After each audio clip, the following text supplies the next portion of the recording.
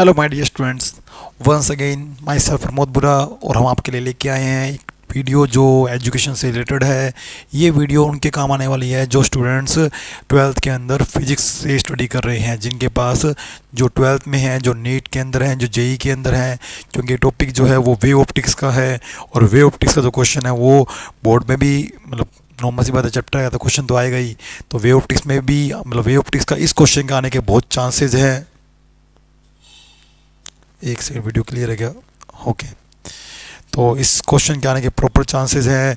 तो क्वेश्चन है हमारा कि हाइगेन ने प्रिंसिपल दिए थे। हाइगेन के दो प्रिंसिपल हैं, हम पहले दोनों प्रिंसिपल को पढ़ेंगे। उससे पहले मैं आपको बता देता हूँ कि हमारा यूट्यूब के ऊपर जो चैनल है वो भी स्टूडेंट इसी नाम से है और हमारा प्ले स्टोर के ऊपर जो ऐप है वो भी इसी नाम से है। तो आप यूट्यूब पे अगर देख रहे हैं तो हमारे इस चैनल को ज़रूर लाइक करें, सब्सक्राइब करें, सपोर्ट करें हमारे को, ताकि हमारी वीडियो जो है मैक्सिमम स्टूडेंट्स तक रीच कर सके। और आपको एक इन्फॉर्मेशन दे देता हूँ कि हमारे 1 फरवरी से यानी परसों से ही हमारे जो नए स्टूडेंट्स हैं जो नेक्स्ट ईयर 12th में होने वाले हैं, उनको एक नया कोर्स जो है बिल्कुल जीरो लेवल से इन 12th के फर्स्ट डे से लेके लास्ट डे कैसे पढ़ाया जाता है, यानी बूस्टर कोर्स, यानी जिसमें वो बच्चा एक बोला कहते हैं ना कि एक पूरी वीडियो में रिवाइज कर सके। तो ऐसा कंटेंट हमारा एक नया बिल्कुल जीरो लेवल से अपलोड होने वाला है। तो वो उस बैच को जल्दी से ज्वाइन कर सकता है, परचेज कर सकता है। फिलहाल जो कॉस्ट रखी है वो बहुत ही कम रखी है और इन फ्यूचर हमारी कॉस्ट बढ़ाने के पूरे चांसेस हैं, क्योंकि पूरा सेटअप जो है थोड़ा कॉस्टली पड़ता है। ओके स्टूडेंट्स, तो हम जल्दी से बिना बात किए एक टॉपिक स्टार्ट करते हैं। और ये टॉपिक मैंने खुद की तरफ से नहीं स्टार्ट किया, एक्चुअल में हमारी वीडियोस के ऊपर कमेंट आ रहे हैं कि सर ये हाइगेन वाला जो डायग्राम है ना, रिफ्लेक्शन और रिफ्लेक्शन वाला, ये हमें कोई टॉपिक समझ नहीं आया कि हाइगेन का जो वेवफ्रंट प्रिंसिपल है वो रिफ्लेक्शन को कैसे प्रूव करता है, ये आप एक्सप्लेन करके बता सकते हो क्या? तो उन्हीं के कहने पर मैं ये वीडियो अपलोड कर रहा हूँ। ओके स्टूडेंट्स, देखते हैं। तो हमारा ये जो चैनल है यूट्यूब के ऊपर और जो प्ले स्टोर के ऊपर वो आप डाउनलोड करें। और जो बूस्टर बैच के बच्चे हैं उनको संडे को एक 2 या 3 घंटे की एक मूवी की तरह एक पूरी एक वीडियो मिलने वाली है, जिसके अंदर मैं मैक्सिमम 3 चैप्टर कवर करने की कोशिश करूंगा। तो वो वीडियो दोनों मीडियम में बनाऊंगा ताकि प्रॉपर एक हिंदी मीडियम का बच्चा हिंदी मीडियम में पढ़ सके और एक इंग्लिश मीडियम का स्टूडेंट इंग्लिश मीडियम में पढ़ सके। तो वीडियो आप ज़रूर देखना जो बच्चे 12th के हैं और जिन्होंने हमारा बूस्टर बैच का कोर्स ले रखा है। और कॉस्ट हमने बहुत कम रखी है स्टूडेंट, हमने 329 रखी है, जिसके अंदर हम आपको पूरे के पूरे 14 की रिकॉर्डेड वीडियो देंगे और हम 2 पेपर भी सोल्व करवाएंगे और 2 या 3 पेपर सोल्व कराने की भी हमने बात रखी है आपको, ताकि आपको पता लग सके कि बोर्ड में क्वेश्चन किस तरह से आता है, उसको किस तरह आपको अटेम्प्ट करना पड़ेगा, किस तरह करना चाहिए।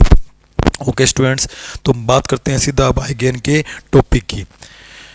तो स्टूडेंट जो हाइगेन का टॉपिक है देखते हैं, एक मिनट रुकना।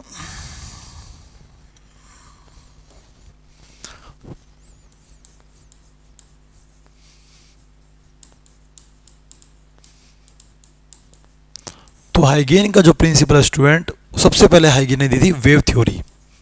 हम वेव फ्रंट की बात करेंगे, लेकिन उससे पहले बात करते हैं कि हाइगेन की वेव थ्योरी का मतलब क्या है। हाइगेन की वेव थ्योरी ये है कि लाइट वेव है कि पार्टिकल है, इसके लिए कई साइंटिस्ट ने अपनी अपनी थ्योरीज निकाली। न्यूटन भी आया था, हाइगेन भी आया है, मैक्सवेल भी आया है, प्लांक भी आया है। तो जैसे जैसे साइंटिस्ट अपनी थ्योरी निकालते गए वो थ्योरी देते गए। तो हाइगेन की जो वेव थ्योरी है, हाइगेन कहता है लाइट एक वेव है। तो लोगों के दिमाग में तब ये था कि अगर वेव है तो ऐसा कौन सा मीडियम है जो सन से यहाँ तक या इतनी दूर से लाइट आ रही है, वो किस मीडियम से आ रही है। तब तक हम सिर्फ वेव को ही जानते थे कि वेव नाम की कोई चीज़ है तो साउंड वेव है, इसीलिए न्यूटन ने भी वेव थ्योरी नहीं दी। हाइगेन से पहले न्यूटन आया था, उसने पार्टिकल थ्योरी दी थी।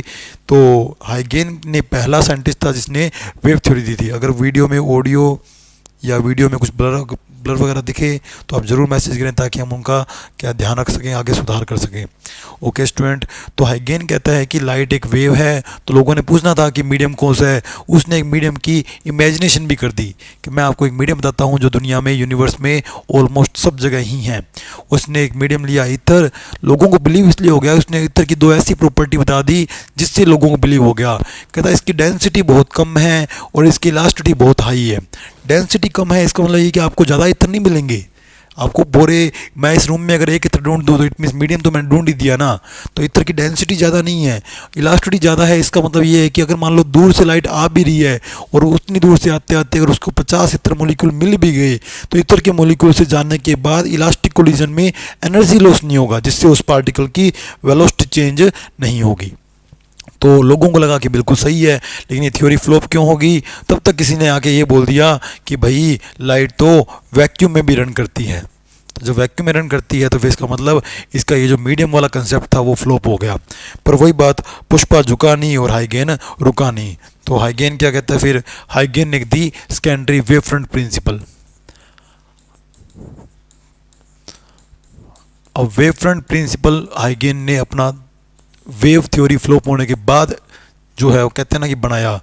तो हाइगेन को लगा कि यार चलो कोई नहीं, मेरी थ्योरी में इतना ही तो गलत हुआ कि मीडियम ले लिया।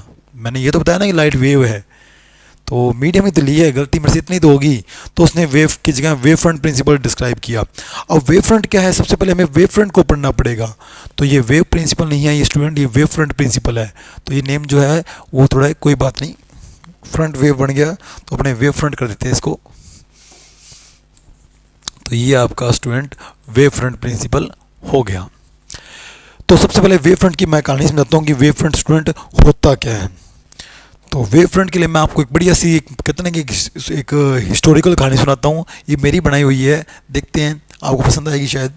तो एक राजा था सिकंदर, उसका एक ही सपना था कि हर जगह मेरा नाम चले। तो उसने क्या किया, उसको लगा कि यार उस टाइम तो ये थे नहीं राफेल रुफेल, तो शायद वो क्या पता पहले ही पूरी क्या कहते हैं वर्ल्ड पे जो है वो राज कर लेता। तो उसने बोला कि यार मेरे पास इतना टाइम नहीं है, मेरे पास इतनी उम्र नहीं है कि मैं पूरे वर्ल्ड को घूम घूम के जीतूँ। तो उसने एक दिमाग लगाया, उसने क्या किया, अपनी एक टीम तैयार की, ऐसी टीम जिसके अंदर सारे के सारे जो सैनिक थे वो सेम एनर्जी के रखे, सेम एज के, सेम ही उनकी कहते ना कि कौशल, जो उनकी लड़ने की युद्ध नीति है वो सब सेम रखी। उनको जो यंत्र दिए औजार दिए युद्ध के वो भी उसने सेम दिए। तो उनको बोला कि तुम एक काम करो, 100 किलोमीटर तक तो मेरे को सारे जानते हैं, 100 किलोमीटर आप आगे जाके वहाँ मुझे कोई नहीं जानता, तो वहाँ आपको मेरा नाम चलाना है। वो कैसे चलेगा नाम वो सुन लो, क्योंकि उस टाइम भाई वही बात, उस टाइम ना तो स्नैपचैट था, ना यूट्यूब था, ना फेसबुक था। तो लोगों को कौन सा मेरी वही फ़ोटो देखी हुई है लोगों ने कि भाई इसको देख के लाइक करना है, सब्सक्राइब करना है। तो लोग मेरा नाम, मैं चाहता हूँ मेरा नाम चले। तो आपको करना क्या है, आपको वहाँ जो भी राज्य मिलेगा वहाँ जाके आपको उनको क्या करना है, जीत लेना है और ख़ुद का नाम सिकंदर रख लेना है। कोई भी पूछेगा आपका राजा कौन है तो नाम सारे क्या लेंगे, सिकंदर लेंगे। इससे पूछे तेरा राजा कौन, वो के मेरा राजा सिकंदर। इससे पूछे तेरा राजा कौन, वो भी के मेरा राजा सिकंदर। तो लोग कहते तेरा सिकंदर कौन है, हर जगह का राजा सिकंदर है। तो फोटो तो किसी की आ नहीं रही, कौन सा यूट्यूब के ऊपर कोई फोटो चल रही है या फेसबुक पे कोई फोटो आ रही है जिसको आपको देख के बताना है कि यार ये सिकंदर अलग है, वो सिकंदर अलग है। सिर्फ नाम चलाना था उसको। तो उसको भी बोला कि आगे भी आपको यही काम करना है कि जितना आपसे जीता जाए ठीक है, वरना आप आगे ऐसे टीम बना के आप पूरे वर्ल्ड को कवर करेंगे। तो इस तरह आगे से आगे नए सिकंदर बनते गए और सिकंदर का जो नाम है पूरे वर्ल्ड में चलता गया। उसने ऑलमोस्ट आधी दुनिया जीत ली थी, पूरी तो नहीं जीत पाया लेकिन ऑलमोस्ट जीत ली थी। तो अब यहाँ पर ही जो सिकंदर है स्टूडेंट, वो सिकंदर नहीं है, वो हमारा लाइट सोर्स है। तो हमारी हिस्ट्री पूरी होगी, जितनी हिस्ट्री मेरे को आती थी थोड़ी बहुत वो मैंने आपको सारी सिखा दी। ओके स्टूडेंट्स, तो बात करते हैं जो हमारा सोर्स है, यहाँ से क्या निकलेगी स्टूडेंट्स, यहाँ से रेस निकलेगी। और इनसे जो है ये जो सारे के सारे जो पॉइंट्स हैं वो सारे के सारे सेम फेज में हैं। मतलब यहाँ तक जो वेव को जाने में कहते हैं ना कि फेज चलना पड़ा, उतना ही फेज यहाँ चलना पड़ा, उतना ही फेज यहाँ चलना पड़ा। तो ये सारे के सारे पॉइंट्स सेम फेज में हैं। इन पॉइंट्स को कनेक्ट करने वाले इस ट्रैक को, इस लोकस को, इस पाथ को हम बोलते हैं वेव फ्रंट। तो वेव फ्रंट क्या है स्टूडेंट, ऐसे पॉइंट्स का एक लोकस होता है जहां सारे पार्टिकल्स सेम फेज में होते हैं। Wave front is a locus where all particles are in same phase. यहाँ सारे पार्टिकल्स सेम फेज में हैं, तो इन दोनों का जो अगर फेज डिफरेंस पूछ ले तो फेज डिफरेंस कितना आएगा, 0 आएगा। और यहाँ से निकलेगी सेकेंडरी वेवलेट्स और उनसे आगे जो बनेगा वो बनेगा सेकेंडरी वेव फ्रंट। फिर यहाँ से वेवलेट्स निकलेगी और फिर यहाँ वेव फ्रंट बनेगा। जहाँ जहाँ पर पार्टिकल्स सारे सेम फेज में होते जाएंगे उन पॉइंट को कनेक्ट करने पर हमारा वेव फ्रंट बनता ही जाएगा। ओके स्टूडेंट्स, तो ये हमारा वेव फ्रंट प्रिंसिपल होता है। अब इसकी भी दो कमियां हैं। हाई गेन मतलब कोशिश तो बहुत करता है, लेकिन कहते ना कि पूरा 100% कभी नहीं कर पाया। उसने वेव थ्योरी दी, वहाँ फ्लॉप हो गया क्योंकि उसने मीडियम एज्यूम कर लिया। यहाँ उसकी कमियां बता सकते हो आप स्टूडेंट्स की? यहाँ पे दो कमियां कौन सी है? एक तो ये कि अगर लाइट आगे जा रही है तो बैक डायरेक्शन में अंधेरा क्यों है? जैसे आप देखो बल्ब को देखोगे तो बल्ब से आपको आगे रोशनी दिखेगी, लेकिन बल्ब के जो साइडों में आपको अंधेरा दिखेगा। तो बैक डायरेक्शन में इंटेंसिटी जीरो क्यों है? वो कहता है इंटेंसिटी जीरो है, क्यों है वो उसको एक्सप्लेन नहीं कर सका। काश वो इंटरफेरेंस पढ़ लेता तो शायद वो एक्सप्लेन कर देता, लेकिन उसने इंटरफेरेंस नहीं पढ़ा है। हमारा इसका बाद टॉपिक भी है, आपको पता भी होगा कि जहाँ डिस्ट्रक्टिव इंटरफेरेंस बनता है वहाँ वेव जो बनती है वो डार्क फ्रिंज बनती है। और एक रेक्टिलिनियर मोशन को एक्सप्लेन नहीं कर सका, क्योंकि इसके हिसाब से वेव जो है वो तो ऐसे कहते ना कि एक वेव फ्रंट की फॉर्म में जाएगी, तो एक स्ट्रेट लाइन में कैसे मोशन करेगी उसको वो एक्सप्लेन नहीं कर पाया। तो रेक्टिलिनियर मोशन को एक्सप्लेन नहीं कर पाया, और बैक डायरेक्शन में इंटेंसिटी जीरो क्यों है वो इसको अच्छे से एक्सप्लेन नहीं कर पाया। ओके स्टूडेंट्स, अब बात आती है कि क्या आप इस वेव फ्रंट प्रिंसिपल से आप रिफ्लेक्शन को एक्सप्लेन कर सकते हो क्या? तो देख लेते हैं स्टूडेंट, रिफ्लेक्शन वैसे होता क्या है। मैं बेसिकली रिफ्लेक्शन की बात करूं कि रिफ्लेक्शन क्या है, तो आपको पता होगा स्टूडेंट कि मान लो कि आपके पास दो मीडियम हैं और एक कोई सरफेस है जो इन दो मीडियम्स को क्या कर रही है, सेपरेट कर रही है। तो पर तीन इवेंट होते हैं जब आपकी रेज किसी मीडियम पे, दो मीडियम के ऊपर किसी सरफेस पे गिरती है। ये मीडियम क्या, ये जो रे है वो क्या करती है, दो मीडियम को सेपरेट करती है। तो ये आपकी सेपरेटिंग सरफेस होगी। तो यहाँ तीन इवेंट होती है, कुछ रेज जो है वो वापस आ जाती है, कुछ रेज मीडियम के अंदर एंटर कर जाती है, और कुछ रेज यहाँ पर सरफेस से ऑब्जर्व हो जाती है। तो एक तो इवेंट होती है ऑब्जर्वेशन की, एक होती है रिफ्लेक्शन की, और एक होती है रिफ्लेक्शन की। तो ये जो है वो आपकी रिफ्लेक्शन की इवेंट है, जिसको हम नेक्स्ट वीडियो में कवर करने वाले हैं। और ये जो इवेंट है स्टूडेंट, ये आपका रिफ्लेक्शन है। तो हमें इस हाइगेन से ये रिफ्लेक्शन प्रूव करना है कि ये जो एंगल आई है क्या एंगल आर के इक्वल है या नहीं है। ये हमारा रिफ्लेक्शन का लॉ होता है स्टूडेंट्स। तो करते हैं स्टार्ट।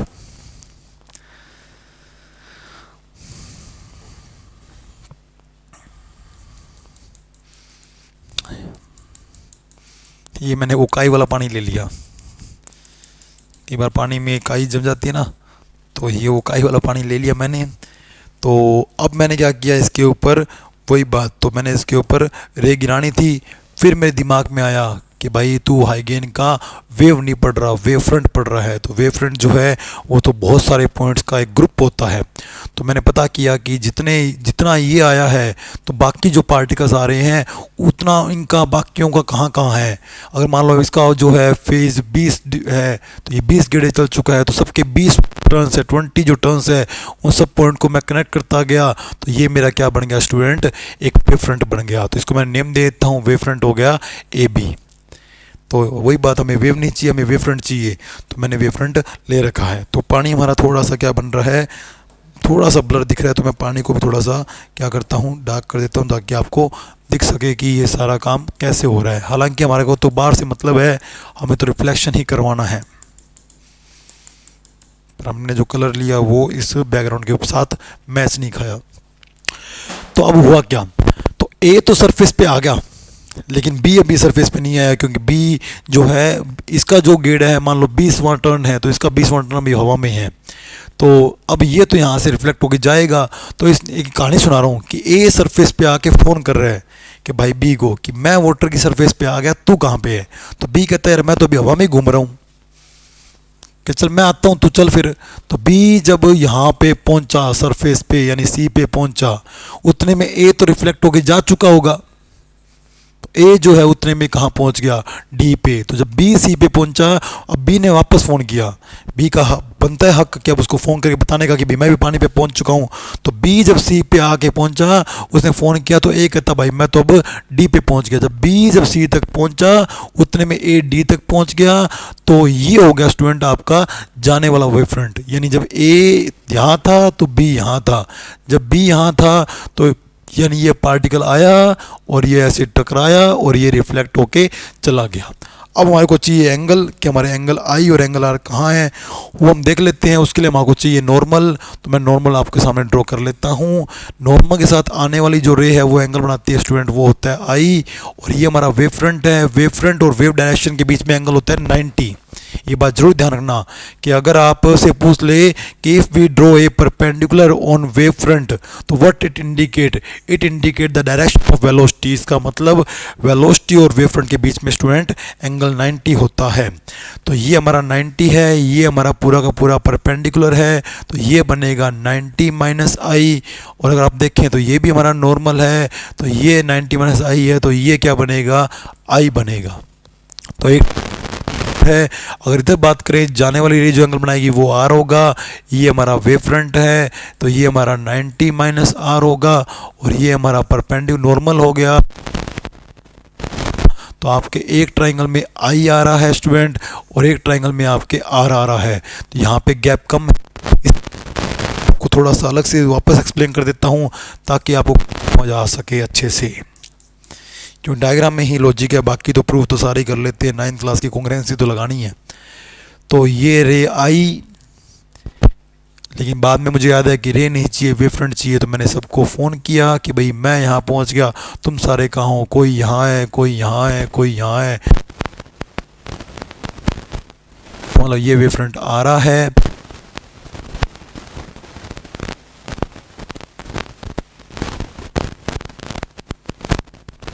में ए हमारा कहाँ पहुँच गया, डी पे पहुँच गया। तो ये हमारा फ्रंट जाने वाला वेव फ्रंट हो गया। अब आपको शायद कहानी समझ आ जाएगी। एंगल की दिक्कत रह रही थी, इसलिए मैंने ये किया था स्टूडेंट।